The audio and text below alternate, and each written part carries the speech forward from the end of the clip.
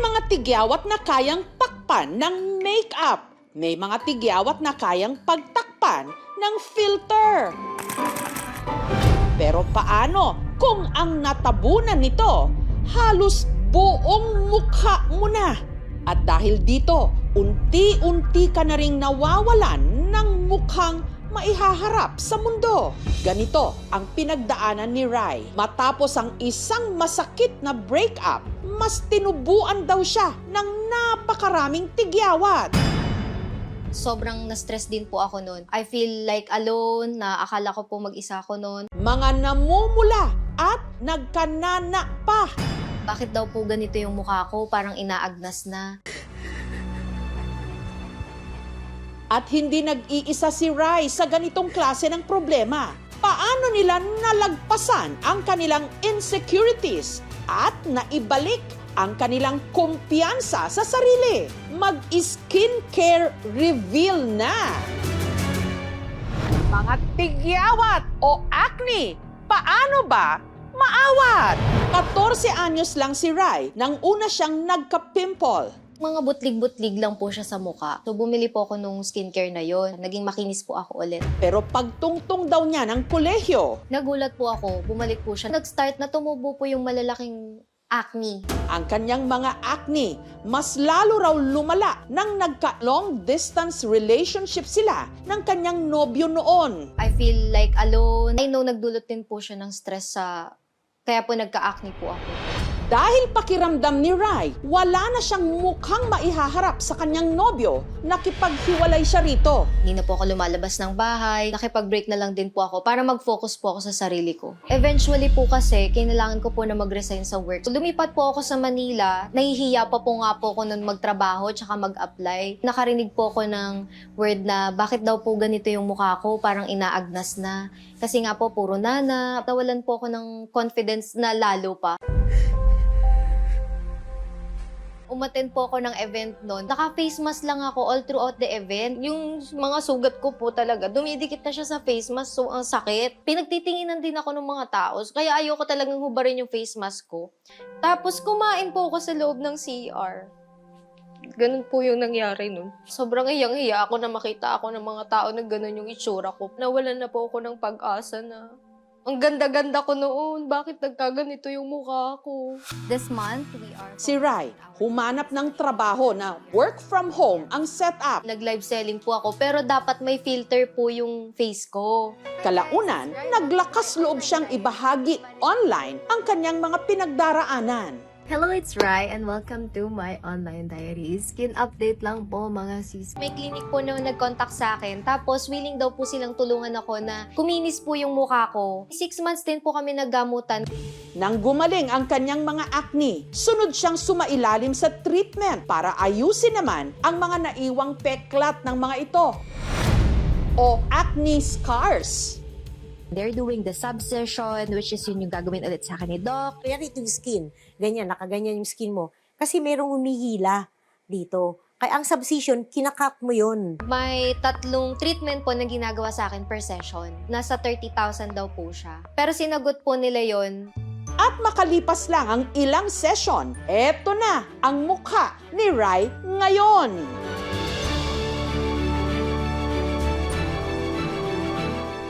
Hindi na po siya ganun kalala. Sobrang saya ko po. Nawala po yung insecurities ko. Mas naging confident pa po ako. Ang kanyang puso na pinaiyak ng kanyang acne problem noon, kamusta na ngayon? 5 months na po kami ngayon. Sabi nga nila, trust the process. Hindi mo naman daw makikita yung bigger picture sa umpisa. Pero kapag after ilang years, mas maiintindihan mo bakit mo yun naranasan. Ang pimple nabubuo dahil sa baradong pores ng ating balat. Yung lifestyle mo, lack of sleep, eating the wrong food, yun yung mga trigger factors na pwedeng mag-stimulate ng sebaceous gland to enlarge and therefore produce pimples. Ang tourism student noon na si Trisha, dahil pirmi raw nakaharap sa mga tao, ang kanyang remedyo para takpan ang kanyang tigyawat, makeup. Kahit po mag-apply ako ng makeup, hindi pa rin niya tatakluban yung redness and then yung texture ng skin ko. Itchy siya and then mapula. Tapos meron pong mga nana. Akala po nila, puro pagpapaganda lang po yung iniisip ko or skincare. Pero hindi po nila alam. Nai-stress na po ako, nade-depress na po ako. Sinasabi po nila para daw po akong tigyawat na tinubuan ng mukha. Pangamba niya, baka ang kanyang mga acne pa ang maging balakid sa pangarap niyang maging flight attendant. Ako po mismo yung tumatanggi. Kasi parang feeling ko, hindi ako magiging good enough para dun sa isang position na yon. Takot po ako sa judgment ng mga tao. Nagpatingin din si Trisha sa dermatologist. Ang binigay niyo na po sa akin is yung isotretinoin and then other treatments like acne extractions. Eto na, si Trisha. Ngayon, Maas na agad yung confidence ko and ngayon po nagtatrabaho po ako sa isang 5-star hotel. Isa po akong receptionist sa isang restaurant. ang tiga Rodriguez Rizal na si Kennard, ang malaking pagkakamali raw niya, tinitiris niya ang kanyang pimples. Nagkaroon po ako ng acne noong December 2021. Kinutkot ko po yung acne ko, kaya po siya namaga. Hanggang sa halos buong mukha na ni Kennard, tinubuan ito. Tinatawag po nila akong pinya, parang mukha ko, maraming mata. I tried to hide myself po. Tinakpan ko po yung mga salamin sa bahay. Ayoko pong nakikita yung reflection ng sarili ko. Batid ni Kennard na hindi pwedeng hayaan lang niyang ganito ang kanyang itsura. Nag-search po ako ng tamang skincare para sa skin type ko. Minaintain ko po siya ng halos 1 taon at dun po umayos yung mukha ko. Si Kennard naging consistent sa kanyang skincare hanggang sa hindi na lang niya namalayan, bumalik na ang kanyang dating glowing skin. Lumakas po yung self-esteem ko. The way na ang light na ng araw-araw ko. Pag tumitingin ako sa salamin, hindi na siya stressful.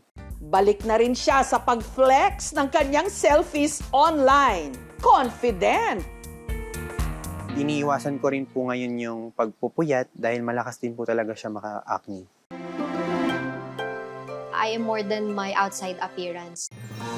Don't lose hope kasi mawawala rin po yan. Kahit na marami kang tigyawat, just know na you are worth it and you are beautiful. Mukha na tinubuan ng tigyawat o tigyawat na tinubuan ng mukha.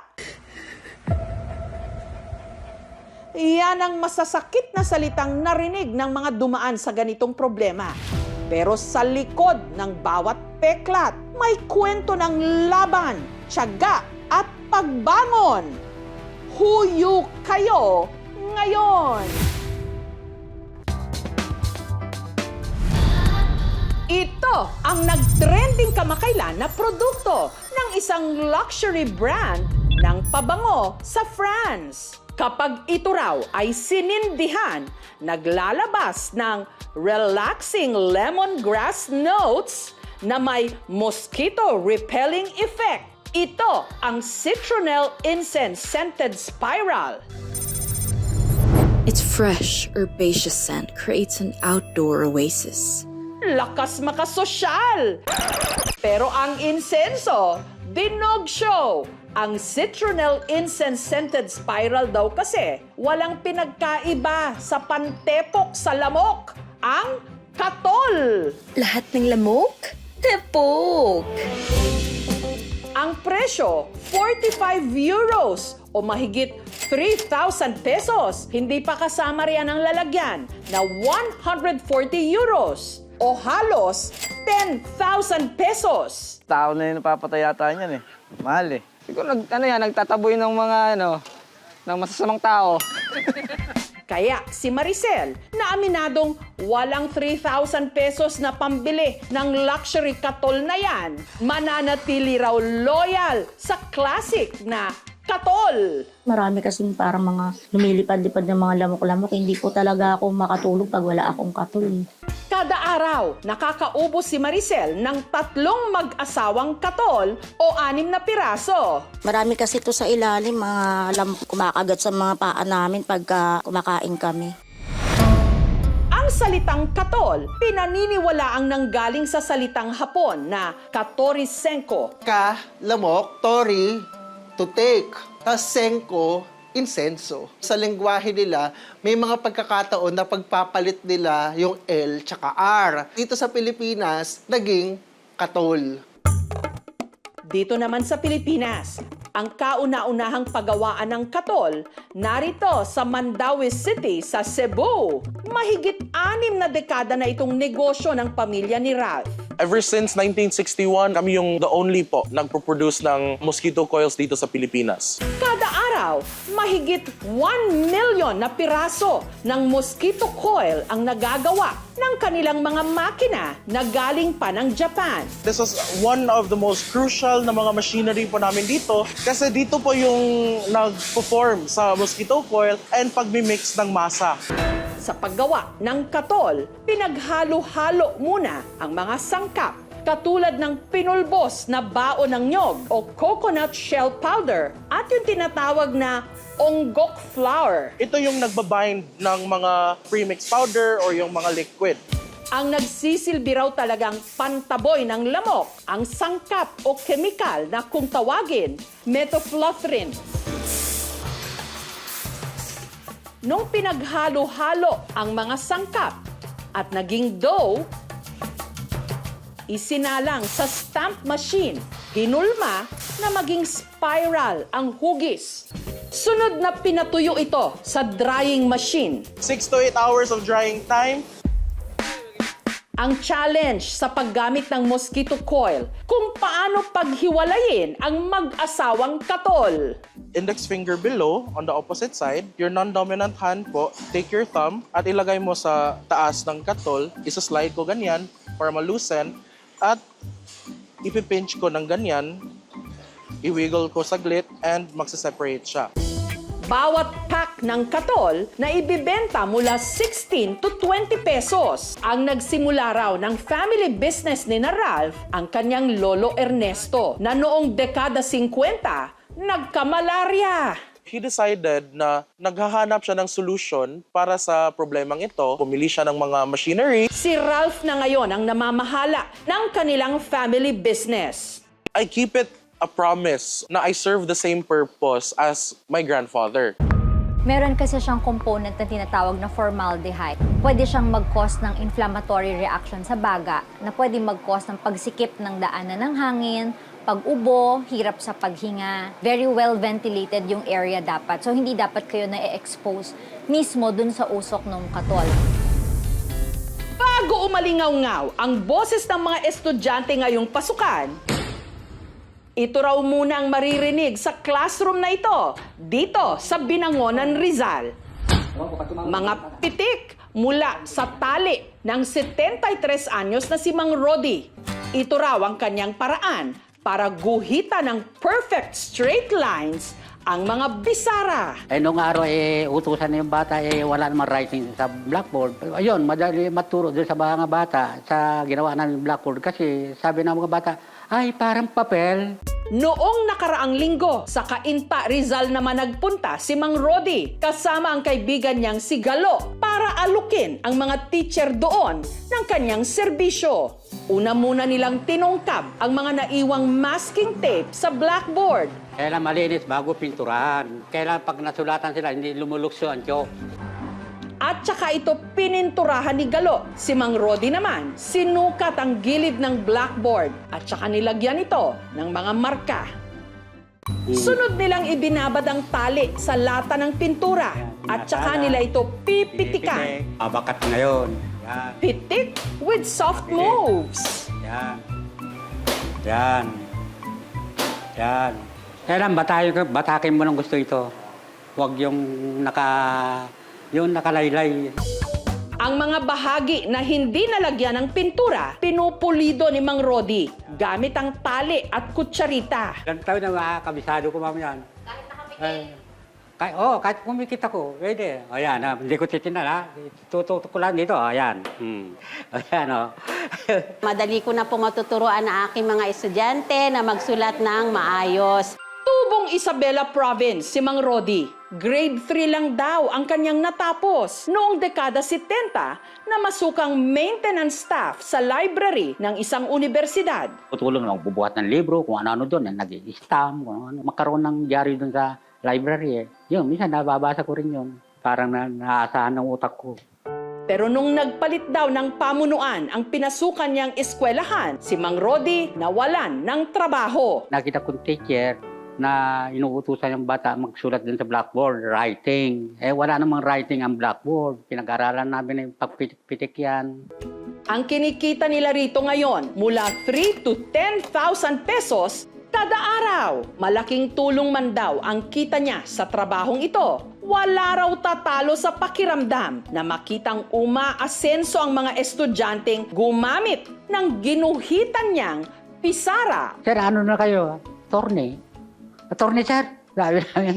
Sabi kong ganun. Masaya ako. Parang tinulungan mo sila sa pag-aaral nila eh. Yung mga linya na ginagawa ni Tatay Rodi dun sa blackboard, para bang naging linya na rin ng magandang kinabukasan para dun sa ating mga mag-aaral. Tuwid man o paikot-ikot ang buhay, kapit lang. Dahil ika nga nila, life is what you make it.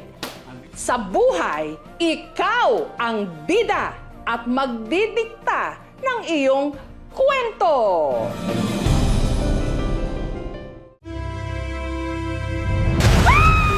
Ang lakas ng magnitude 7.8 na lindol na tumama kamakailan sa Mindanao, hindi lang bakas ang epekto sa lupa, pati na rin sa karagatan. Bangka, binanggain na hapit. Makalipas kasi ang ilang araw, ang dagat sa Davao Occidental at Sarangani Province hindi pa rin bumabalik sa normal.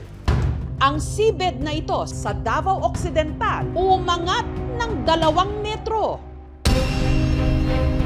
Kaya ang mga dating nakalubog na coral reef sa dagat lumitaw. Pati mga bato, nangamatay na. Ang tawag sa pangyayaring ito, coastal uplift. Ito po ay dulot ng pag-rebound nung seabed mula doon sa malakas na earthquake na nangyari. Nangyayari raw talaga ang mga ganito sa tuwing may malalakas na lindol. Katunayan, sa katubigan ng Babuyan Island sa probinsya ng Cagayan sa Northern Luzon, sa gitna ng dagat, may bigla raw noong sumulpot. Hindi seabed, kundi isang bulkan. Yung lolo ko po, sabi nila sir, tumubo lang. Nung una akong pumunta doon, malit pa. Parang yung buko na nakataob lang. Ito ang itinuturing ngayon na pinakabatang pulong bulkan sa Pilipinas, ang Didicas Volcano Island. Pero iilan pa lang ang nangangahas na dayuhin ang bulkang ito. Kung titignan kasi sa mapa, para lang itong tuldok sa laot. Maliban sa napakalayo, ang biyaheng papunta roon, napakadelikado. Ilan ang nawalang kapatid ko? 2. Lumubog yung bangka kasi malakas ang halo. Anong hiwaga ba ang bumabalot sa pulong bulkan ng Didicas Volcano Island? Isa sa mga naglakas loob na dayuhin ito, ang content creator na si Seth, na ang mga pinupuntahan off the grid na mga lugar o yung mga bibihirang dayuhin ng mga turista. Yung mga pinupuntahan namin dati ay yung mga tourist attraction. Unti-unti na rin kaming naitulak doon sa mga liblib na lugar na may mga natatago ding ganda. Ang madalas niyang kasama sa kanyang mga biyahe, ang kanyang live-in partner na si Annabel. Pinapakita ko po yung support ko po sa pag-video po. Una raw narinig ni Seth ang kwento tungkol sa Didicas Island nung nagpunta siya sa Babuyan Claro, isang active volcano sa Babuyan Group of Islands din sa Calayan, Cagayan. Nakausap ko din yung mga kasabayan naming taga-PIVOX na banggit nila sa amin, yung Didicas. Sa tala ng PIVOX, 1700s pa nang namataan ang Didicas Volcano, pero nasa ilalim pa ito noon ng dagat. Isa itong underwater volcano or submarine volcano. Lumalaki po ito at lumalawak dahil patuloy po ang pag-usbong nito mula sa ilalim ng lupa, kung saan tinutulak po ng magma ang present na mga bato sa ilalim ng dagat. Unti-unti raw itong lumitaw sa ibabaw ng dagat taong 1856 dahil sa napadalas din nitong pagsabog noon, 1978 nung huli itong pumutok. Palaisipan pa rin para sa mga taga-PBOX kung ano yung latest na status ng Didikas. Kaya nagkaroon ako ng interest na subukang puntahan. Pero hindi raw basta-basta ang pagpunta roon. Mula Leyte, 4 na araw silang bumiyahe pa Cagayan. Hindi pa kayo nakapunta doon? Malayo. Good morning, sir. Dream come true. Yan. Good morning, sir. Ang bangkerong kasama nila sa paglalayag, si Alvin, born and raised sa Babuyan Islands.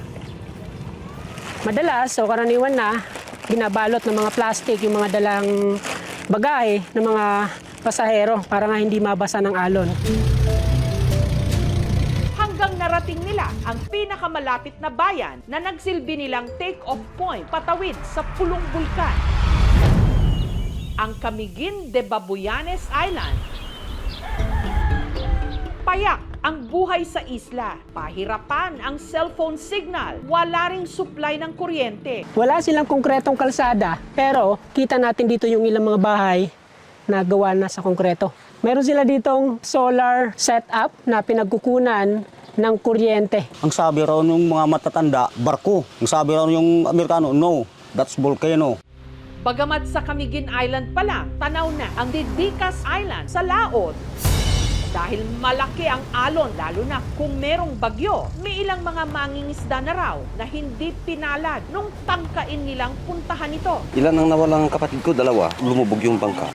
Sa kabila ng mga banta, hindi pinanghinaan ng loob sina Seth na tumuloy doon. Lagi natin tatandaan, ang alon dito sa norte is live, may buhay talaga.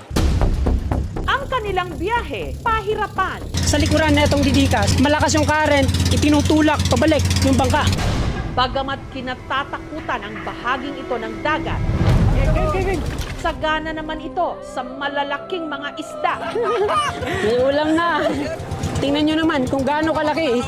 Yung mga isdang ito ay talaga naman na malalaki. Dahil daw sa init mismo ng tubig. Walang relasyon yung init ng tubig, no? Ang dahilan ng maraming isda doon, Babuyan Channel is a major fishing ground. Link ito sa dami ng pagkain na available. Makalipas ang halos 2 oras, natanaw na ni Seth ang kanyang sadya. Sir, kaya natin makalanding. Kaya natin, sir. Matapos ang halos 2 oras na biyahe mula dun sa Camiguin Island, andito na sa harapan natin yung Didikas. Dito, tila winelcome sila ng sanlaksang mga ibon. Yes, thank you, Lord. Hanggang sa matagumpay silang nakadaong sa pinakabatang pulong bulkan sa buong Pilipinas. Pagkababa ko pa lang dito sa bangka, una kong napansin kagad ay yung mainit na buga na itong buhangin. So kailangan namin ilipat itong mga gamit kasi may mga baterya. So kailangan natin maghanap ng may malamig na part na buhangin. Hindi pa raw ligtas tirhan ang isla. Ang ilang bahagi ng bulkan naglalabas pa ng steam o usok. Para ma-minimize yung init, yun, basain yung sombrero. Dahil sa init ng buhangin dito, ang mga patay na isda na inanod sa dalampasigan natutuyo o mabilis na nabibilasa. Parang karton na yung tigas niya. Maya't maya rin dito kung mag-landslide. Maririnig din natin dito yung parang kumukulong tubig sa ilalim. Ang guide ni Seth na si Alvin, minsan na rin daw naakyat ang tuktok ng Didikas Volcano. Ang tarik mga katuks. Usually, lava o kaya nagbabagang mga asopre yung nakikita natin. Pero laking gulat ko kasi ang nakita ko ay marami na palang nabuhay na halaman sa loob, especially yung kogon. Masaya sa pakiramdam na ma-document mo yung mga ganong lugar na bibihira lang nating makita sa social media.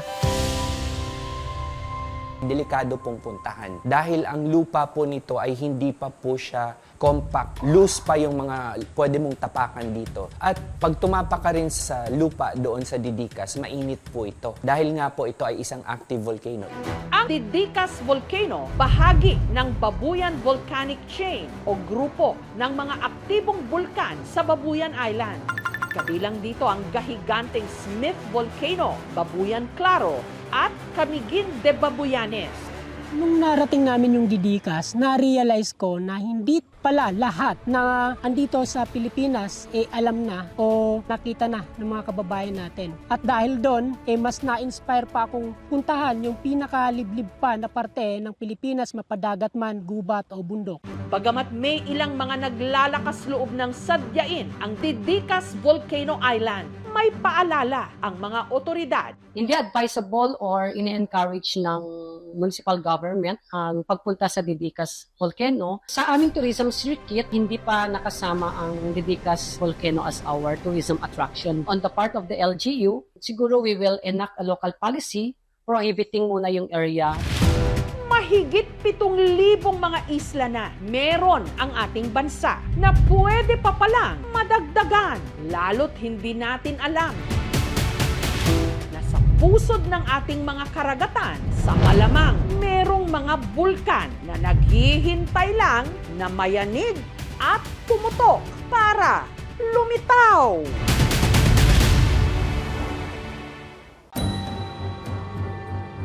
Mainit na pinag-usapan sa linggong ito ang kaso ng PhilHealth contributor na namatay nang hindi napapakinabangan ang mga benepisyo dahil daw sa patakaran na kulang ang 24 oras na pagkaka-confine nito sa ospital bago siya pumanaw. Marami ang nakisimpatya sa viral post ng ginang na ito. Ang kanya raw mister nagka-brain hematoma o pagdurugo sa utak. Para maisalba ang buhay nito, kailangan nitong operahan sa lalong madaling panahon na aabot ng 4 million pesos ang gagastusin. We were informed that a 1 million deposit was required. Pero bago pa siya nakabuno ng pang-deposit sa ospital, ang kanyang mister tuluyan ng binawian ng buhay. Bisperas pa man din ng college graduation ng kanilang anak. In just 2 days, our family experienced both the deepest sorrow and a milestone worth celebrating. At ang mas ikinasama pa ng kanyang loob, sa kabila ng 25 taon na naghulog ang kanyang mister sa PhilHealth, sinabihan daw sila ng 2 pinagdalhan nilang ospital dito na hindi nila makukuha ang PhilHealth benefits dahil daw masyadong maagang namatay ang kanyang mister. Wala pang 24 oras na confinement sa ospital. May ganong patakaran? My husband had died. I was grieving. Yet all I heard were explanations about policies and payments. Sa ilalim daw ng 24-hour confinement policy ng PhilHealth, ang ilang benepisyo para sa mga naka-confine sa ospital, karaniwang ibinibigay lang kapag umabot ng hindi bababa sa 24 oras ang pananatili ng pasyente maliban sa ilang itinakdang exceptions at emergency cases. Dahil sa nag-viral na post, marami ang ibang lumantad na nabiktima rin daw ng ganitong patakaran. Kagaya na lang ng ina mula Talavera, Nueva Ecija na si Carla. Nito lang October 7, nakatanggap siya ng tawag na ang kanyang anak na si Zoe na nooy pumasok sa eskwela, isinugod sa ospital. Nawalan po ng malay si Zoe. Nagsi-seizure daw. Nakita ko na lang po yung anak ko nasa bed, nakahiga. Tapos naka-oxygen na po siya. Unstable po yung BP, kaya nahihirapan huminga. Sa pagamutan na diskubring si Zoe, meron palang acute viral myocarditis. Namamaga ang puso nito. Kailangan nilang maipasok agad si Zoe sa tinatawag na PICU o Pediatric Intensive Care Unit. Pero dahil walang PICU ang pinagdalhan nilang ospital sa kanya, nagpasya sina Carla na ilipat siya sa private hospital sa Cabanatuan City sa Nueva Ecija. Tutubuhan daw po si Zoe. Pumayag po ako kasi, syempre ma'am, para sa bata po yun eh. Tapos po nung kinausap kami ng pedia-cardio niya, sinabi po na critical daw po. Yung huling dalaw ko po sa kanya na buhay siya. Kinantahan ko pa po siya nung kanta namin. Umiiyak po yung anak ko, mama.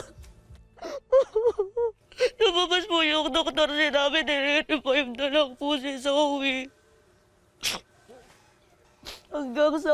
lang daw po pwede. Nanghihila na po ako, ma'am. Hindi ko na po alam kung anong gagawin namin doon. Pangalawa si Zoe sa 3 mga anak ni Carla at ng mister nitong si Alex, isang construction worker. Zoe, come! Zoe po kasi yung batang malambing. Nasabihin niya, Mama, I'll cook for you. Ito po yung huling t-shirt niyang suot. Bago siya gumayak, papasok. Ito po yung ginamit niyang kumot sa ospital. Hindi ko po masyadong inaamoy, ma'am. Baka mawala yung amoy eh. Sa medical emergency na pinagdaanan ni Zoe, kahit paano raw, maswerte sina Carla na wala silang binayaran sa unang ospital na pinagdalhan nila rito. Nailapit po kasi namin, ma'am, sa malasakit. Pero dahil private hospital ang pinaglipatan nila kay Zoe, dito na rin daw nabutas ang kanilang bulsa. Kahit wala pa raw 24 oras na naka-confine doon si Zoe, ang kanilang hospital bill pumalo ng mahigit 100,000 pesos. Ang hawak ko na lang po noon, nasa 2K, 3K, parang ganun po. Ang ikinasama ng loob niya, hindi niya napakinabangan ang halos 5 taon niyang kontribusyon sa PhilHealth. Tinanong ko po, ma'am, yung PhilHealth dun sa ospital kung bakit po 7-8 lang. Dahil wala pa daw pong 24 hours na naka-admit yung bata, na na-deceased na siya, na-expire siya. Resuscitation package lang po ang maibibigay nila. Ang sabi ko po talaga, ano yun, ma'am? Hihintayin muna nung tao yung 24 hours bago mamatay. Dapat po pala sinabi ko sa anak ko na, oh wait lang, huwag ka muna mamamatay, wala ka pang 24 hours. Siguro kung nakuha namin yun, bayad na po sana yung funeral service niya. Kasi to be honest naman, may balance pa kami sa funeral service niya. May lapidan na po sana yung anak ko. Ang hirap maging mahirap sa Pilipinas. Durog ka na, dinudurog ka pa. Nag-aayos ako ng papel habang nakamural yung anak ko para lang makakuha ng tulong sa gobyerno. Noon namang Pebrero, humarap sa isang mabigat na pagsubok ang pamilya ni Edwin, taga Parañaque City. Nagka-camping daw sila noon ng kanyang partner na si Lorraine sa Tanawan City sa Batangas. Nang si Lorraine, bigla raw tumumba. Sabi niya, nagnanam yung shoulder ko. Nahihirapan ako huminga. Agad itinakbo ni Edwin si Lorraine sa isang private hospital sa Tanawan. Pagdating namin sa hospital, wala silang ma-detect na blood pressure. Very cloudy yung x-ray niya. So nag-focus sila sa pneumonia. Dahil kinailangang ipasok ito sa ICU o Intensive Care Unit, mula Tanawan, inilipat siya ni Edwin sa isa pang private hospital sa Parañaque, malapit lang sa kanilang bahay. From Batangas na sinasabi nilang pneumonia, pagdating dito sa Parañaque, naging embolism na siya. Karoon ng clot dun sa lungs niya, kaya hindi na makapag-produce ng tamang oxygen. Yun yung naging cause ng heart attack. Pero bago pa man daw makabitan ng tubo si Lorraine, bumigay na ang katawan nito. 16 na taon daw nagtrabaho bilang hotel employee si Lorraine. Dahil wala naman itong mintis sa kanyang paghulog sa PhilHealth, umasa sina Edwin na magagamit nila ito sa pinagdaanang medical emergency ni Lorraine, lalo't malaki ang kanilang hospital bill. More or less mga 170 to 180,000. Nag-asa ko bakit walang discount ng PhilHealth. Ang sabi nila, hindi raw kasi umabot ng 24 hours sa kanila.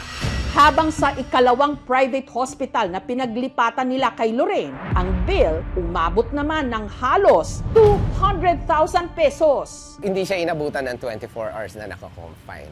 So hindi covered ng PhilHealth. Wala siyang pwedeng i-apply na benefits kasi ang sabi nila has to be 24 hours. So anong nag-suffer doon? Yung savings namin, 16 years mong pinagtrabahuhan yun na hindi mo siya nagagamit. Kinakaltas siya sa kinikita mo buwan-buwan. Bago dumating yung sweldo mo, nauna mo nang bayaran yun. And then nandun ka sa nilalaban mo yung buhay mo.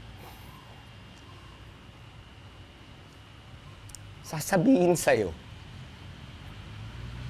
wala kang makukuha.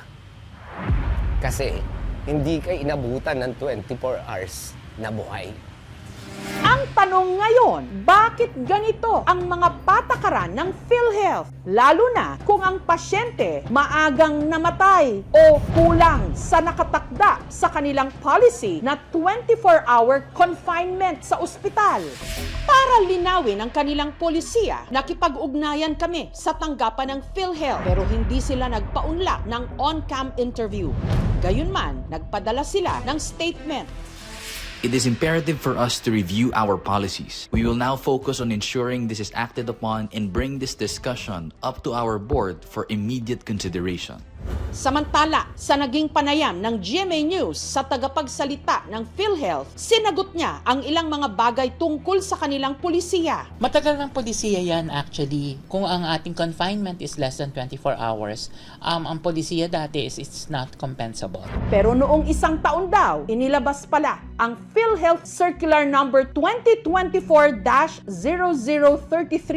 Nakasaad dito na hindi na nangangailangan ng mahigit pang 24-hour confinement. Sakop na raw ito ng tinatawag na Outpatient Emergency Care Benefit. Kasi karamihan ay nangyayari at the ER level. So pag nadala ka sa emergency room, nagstay ka dun ng 8 hours, 10 hours, 12 hours, or less than 24 hours, ay kino-cover na yan ng PhilHealth. Aminado ang PhilHealth, merong mali sa naranasan ng pamilya ng miyembro sa nag-viral na post. Siguro nagkaroon lang po ng misinterpretation. Hindi ko po alam kung ito ay sa ospital or sa amin din mismo dahil baka kailangan nating i-check. Nakikipag-ugnayan na rin daw ang PhilHealth para matulungan ang ginang sa nag-viral na Facebook post para makuha ang benepisyo ng yumaon niyang mister. The direct filing. Reimbursement na po ang mangyayari. Yung accountability ay sa PhilHealth po. Klaro naman po sa Universal Healthcare Act natin at ano man po mga implementing rules and regulation na ang program implementer po is PhilHealth po.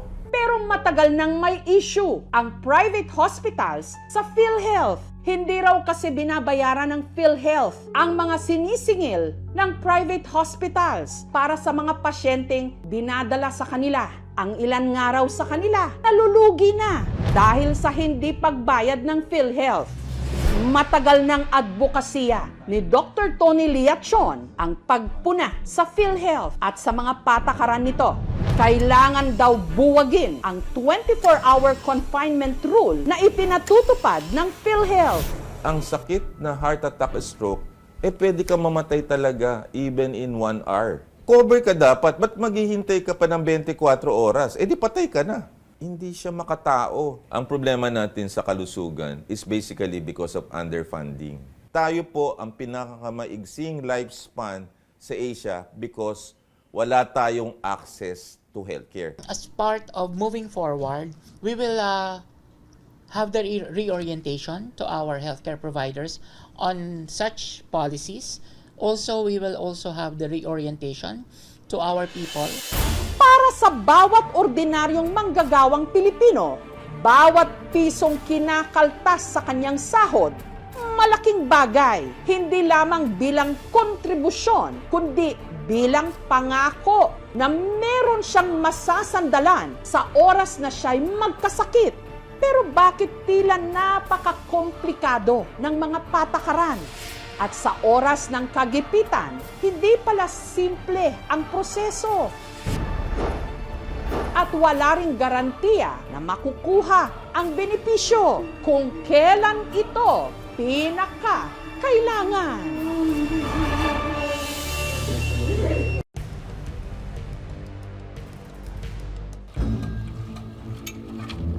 Habang naghuhukay para sa ginagawang Poso Negro sa isang bahay sa Alaminos sa Pangasinan, may bigla raw kumagat sa atensyon ng construction worker na si Angelo. May nabalita po ako. Akala ko po bato kaya inulit ko po ulit kaya nabasag po. Para po siyang patulis. Akala ko lang po simpleng bato, ma'am. Pero bigla raw siyang kinutuban na parang may kakaiba sa inakala niya nung una na bato. Binalikan ko pong kunin. May nakita po kasi akong parang lagari niya, parang design.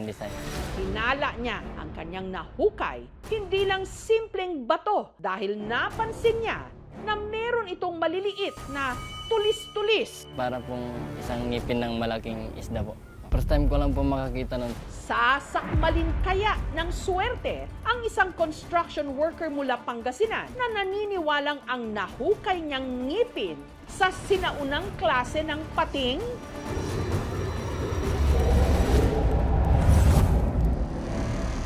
Ang pinaniniwalaang ngipin ng pating na nahukay ni Angelo, 5 inches ang haba, singlapad ng palad ng tao.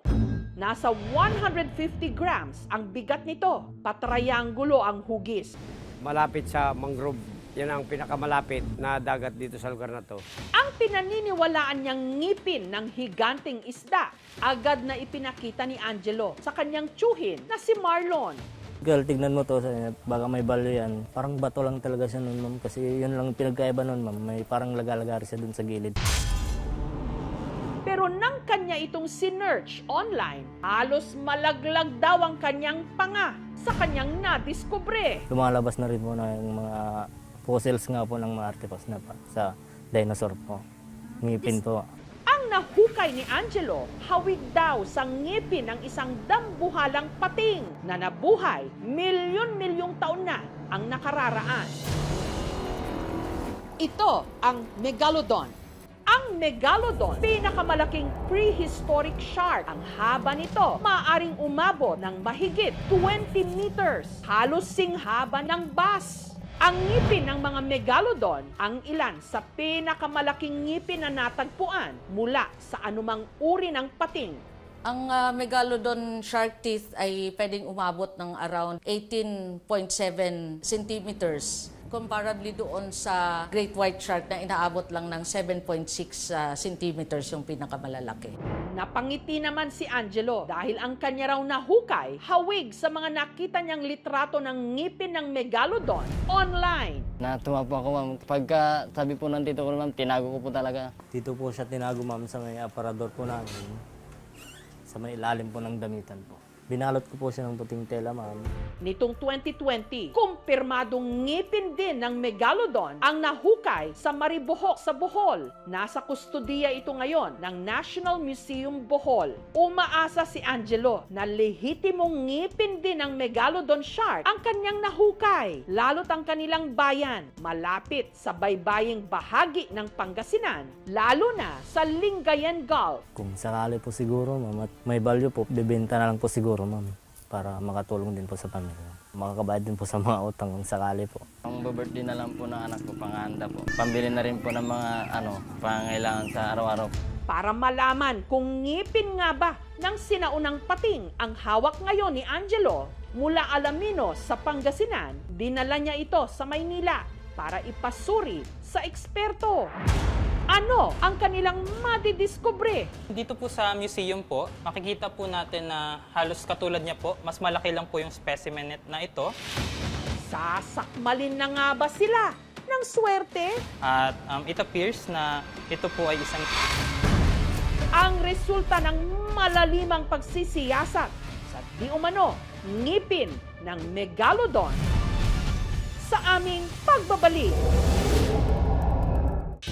Sa hinuhukay na Poso Negro sa Pangasinan, may nadiskubre ang construction worker na si Angelo. Ang inakala niya, simpleng bato, posible raw palang ngipin ng pinakamalaking prehistoric shark sa kasaysayan, ang Megalodon shark. May nakita po kasi akong parang lagari niya, parang design. Para makumpirma kung tama ang kanilang hinala, sinamahan ng aming team sina Angelo sa Maynila para ipasuri ito sa isang geologist. And makikita po natin na parang porcelana po yung texture ng ngipin. Meron po siyang parang maliliit na mga ngipin, serrations, at saka yung parang mga linya po dito sa bahaging ito. At it appears na ito po ay isang ngipin ng Megalodon. So, mayaman ang Pangasinan sa mga gantong fossil. Kung alam natin yung geologic context kung saan nakuha yung fossil, at saka matutulungan tayo ma-understand kung ano nga ba yung nangyari sa Pilipinas milyong taon na ang nakalipas. Gayong tama ang hinala ni na Angelo, meron ba itong halaga. Dito sa bansa natin, dinidiscourage natin na bigyan sila ng monetary value para pangalagaan na rin o mapreserba sila. Kasi once na binigyan mo sila ng monetary value, pagkakaguluhan yan, ubusin talaga yan. Okay lang. Okay lang. Po, nalaman na nga lang po namin, ma'am, yun po talagang pangit po namin talaga. If the fossil is found in a private property, the owner can keep as long as he or she registers it with the NCCA and then donate it to the National Museum.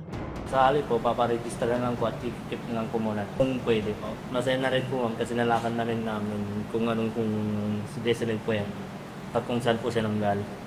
Nakamamanghang isipin na ang ating mga karagatan minsang nilanguyan ng pinakahiganting klase ng pating sa kasaysayan, ang megalodon. Sa pambihirang iniwan nitong interes at kaalaman, mapapasabi ka na lang talaga, meganon? Thank you for watching, mga kapuso. Kung nagustuhan niyo po ang videong ito, subscribe na sa GMA Public Affairs YouTube channel. And don't forget to hit the bell button for our latest updates.